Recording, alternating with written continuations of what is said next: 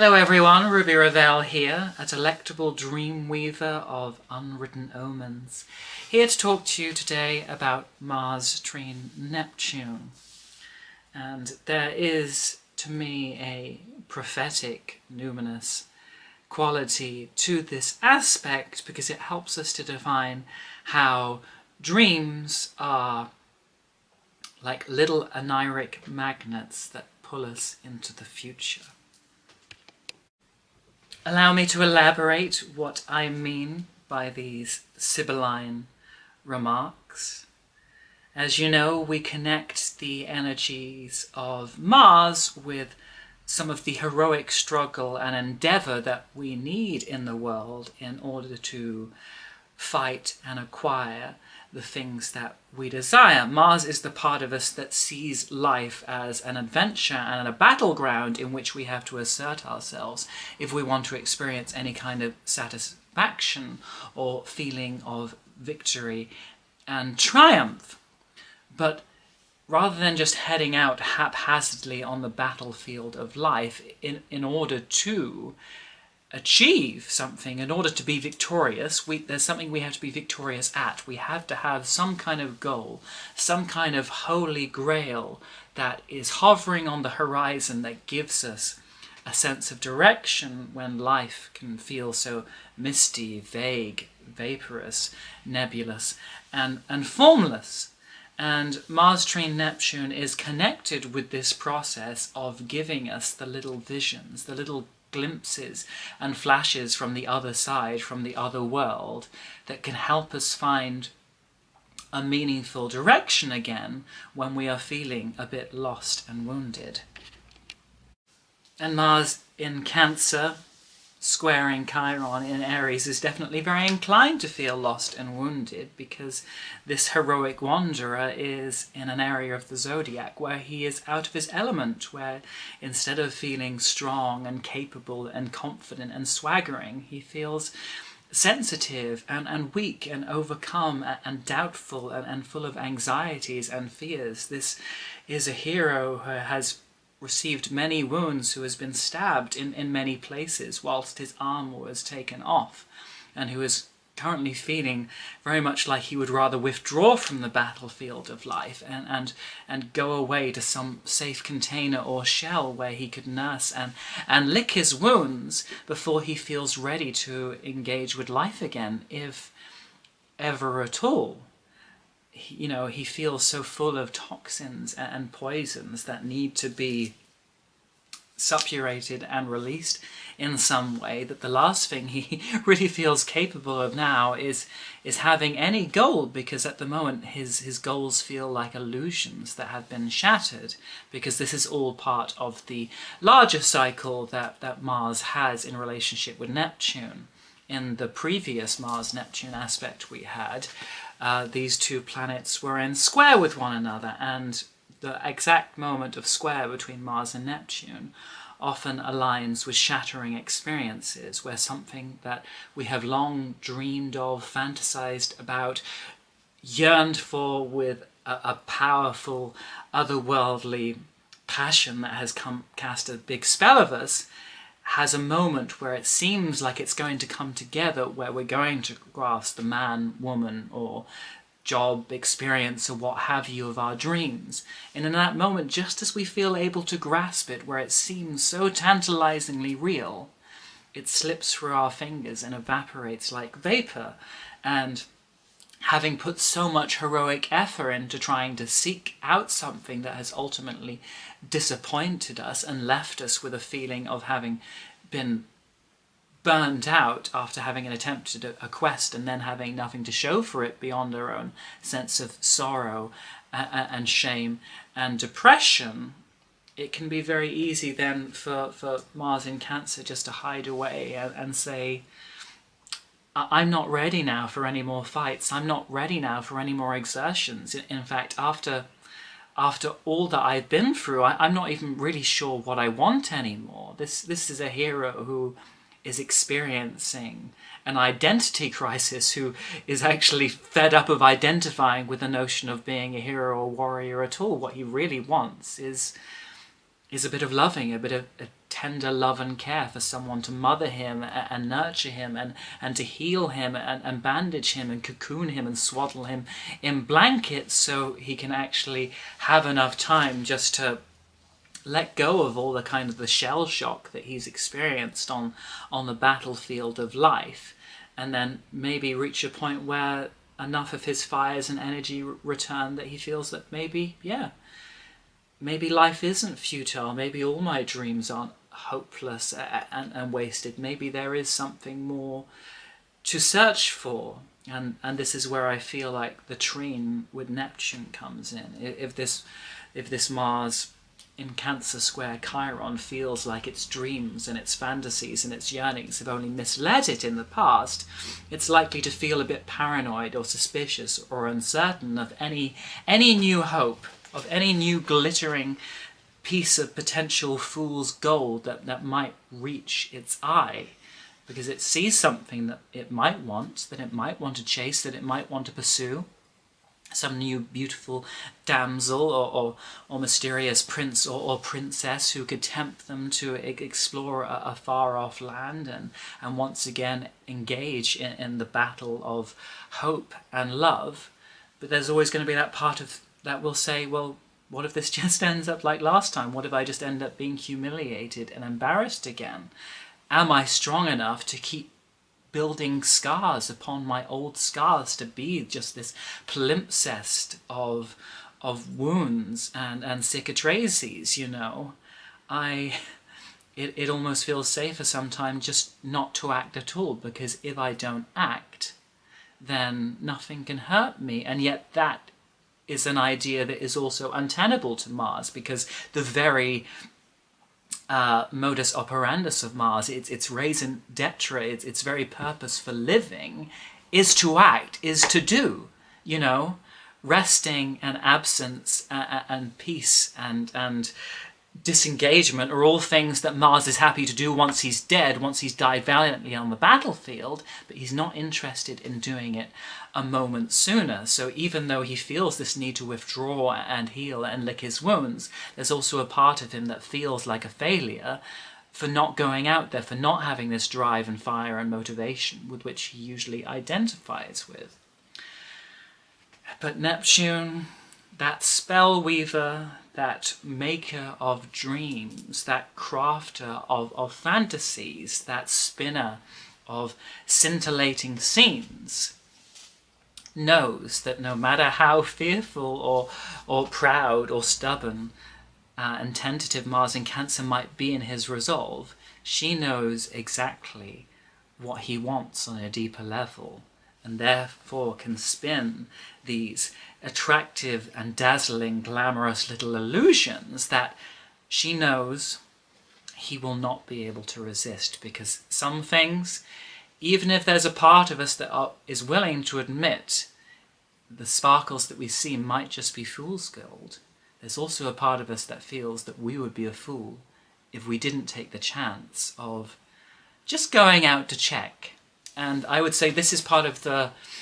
difference between the Trine and the square, that with Mars's square to Neptune, there is that part of us that wants to resist the pursuit, that wants to resist Neptune's temptation to do something foolish and crazy, to be this fool who just dives into the ocean and doesn't know if it's just going to drown him or spit him back out again, or whether suddenly a dolphin is going to appear and carry him into an Atlantean paradise. He doesn't have that certainty, and so there's that push-pull between the part that says, I'm going to resist Neptune, and yet the more they resist, the more Neptune's magnetic power seems to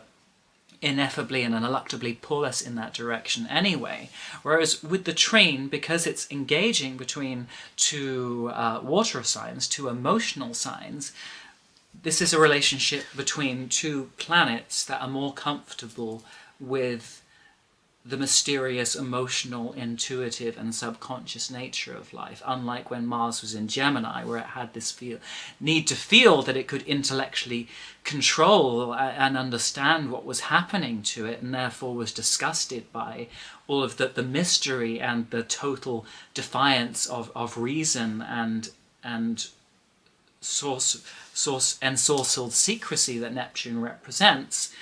Cancer understands that realm. It understands that realm of emotional fluid magic. It understands that emotions and dreams and visions have a subconscious symbolic logic of their own that is not meant to be understood on a rational level. It is meant to be experienced and processed through our hearts and through our emotions. It's inviting us to feel and respond in a feeling way rather than trying to understand. It's meant to enchant us, to invite us on a deep inner quest rather than being something that can be tamed by certain concatenations of rational thinking and sequences of logic. It tears up all those logic, it tears up all those rules, and it says, just follow your heart, because ultimately Mars in Cancer, that's the thing that you want healed, that's the thing that you want nourished. And if you want this mothering, if you want this safety, if you want this sweet intimacy and love with someone else, then you're just going to have to trust old Mama Neptune. You're just going to have to trust this crazy old lady of the sea, and whatever little waves of dreams that she makes rise and collapse, you just go along and rise and collapse with them, because ultimately it will be the thing that helps to get you back on your feet again. And whilst I was contemplating this, and you know I'm a big contemplator, folks, it's what I do. If you look on my CV or my LinkedIn page, it says I am a professional contemplator. I am a contemplative bitch. You heard it here first, folks. It says it on my driver's license as well. I have now lost myself. And I found myself again. So yes, whilst I was contemplating this, I was also thinking that there's some similarity between the way Mars, Trine, Neptune works and the concept of courtly love in kind of medieval literature, the literature of the troubadours and Arthurian romances, that there was this trend for having a high, courtly, noble lady that you as a knight would pledge this kind of undying, unconditional spiritual love to. She was meant to be this symbol of hope and divine yearning. And yet there was also an understanding that even though you pledged to do all these great things in her cause, to fight dragons and go on adventures and find mysterious jewels and encounter ensorcelled castles on her behalf, you also understood that you would never actually get this lady in reality, that may never actually come a moment when you would actually come together and sleep with one another or have a proper relationship or betrothal. It was more that this woman was meant to be a symbol that motivated you to be this earthly representation of a higher power that you were willing to sacrifice your for, to surrender your own personal desires and channel them into this kind of greater spiritual quest. And I think that's why so many of us find the myths of the Grail legends so fascinating and insightful, is because they give us these images of spiritual warriors, of warriors who are not going out just as mercenaries to acquire gold and treasure and worldly renown, but the idea that they are seeking something else, some kind of enlightenment or spiritual redemption or immortality, of some kind of fusion with a greater divine love. It's a selfless image of knighthood that says, this is not just about magnifying my ego, this is making all of my actions a glory to God, or a glory to the goddess who I have chosen to personify in the noble woman to whom I have pledged myself. And so during Mars, Trine, Neptune, we may meet people or have experiences that function to be this magical thing that gets us back on our feet again, that gets us moving again after the disillusionment and shattering pain of the previous square, to be this glittering object on the horizon that is so tantalizing that we are willing to risk another failure. We are willing to risk another fall because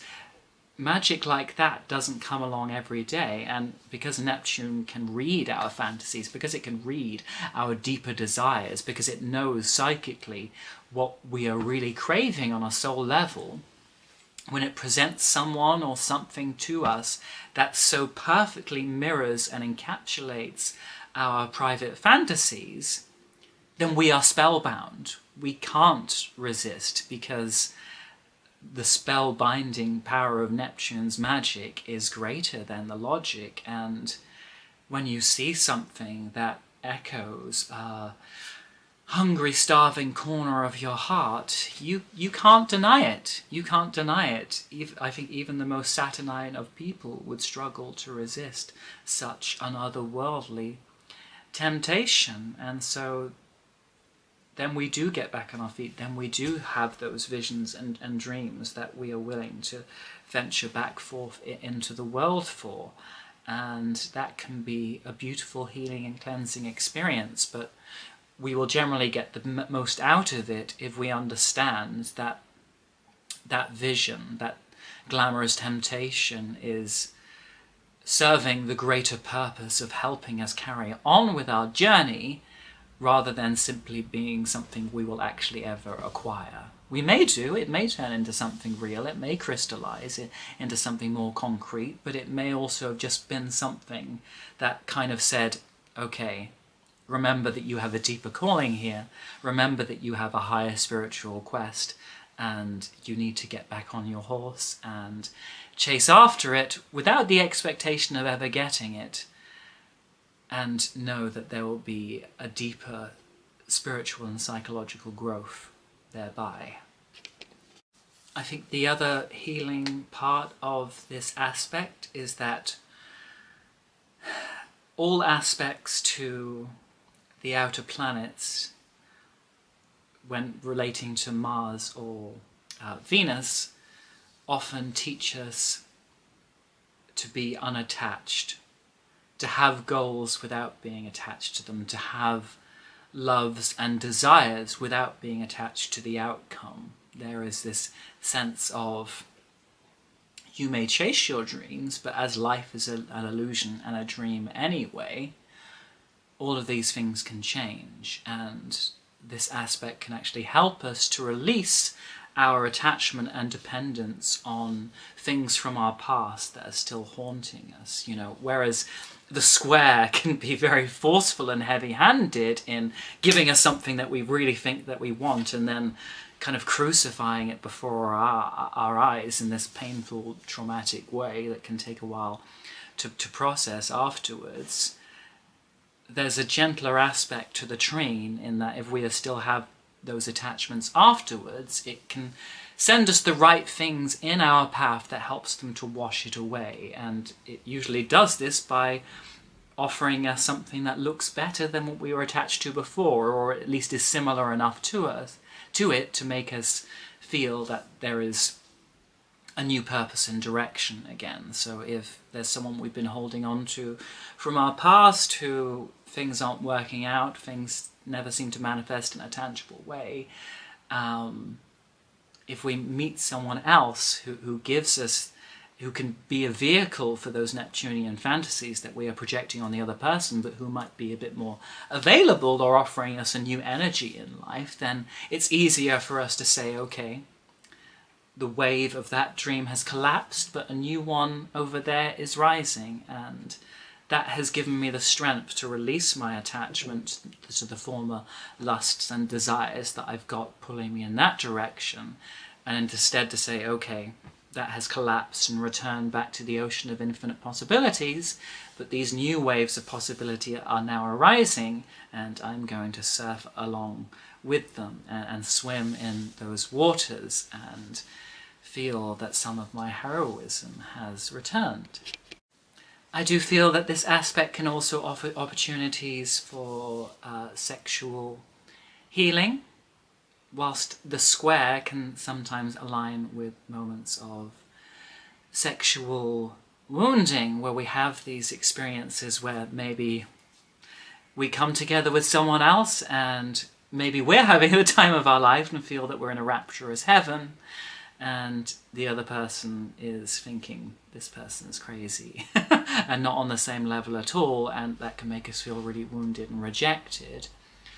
Mars trine Neptune in the bedroom can be a moment where we might let down our guard enough with another person physically and erotically that we feel we can express some of our deeper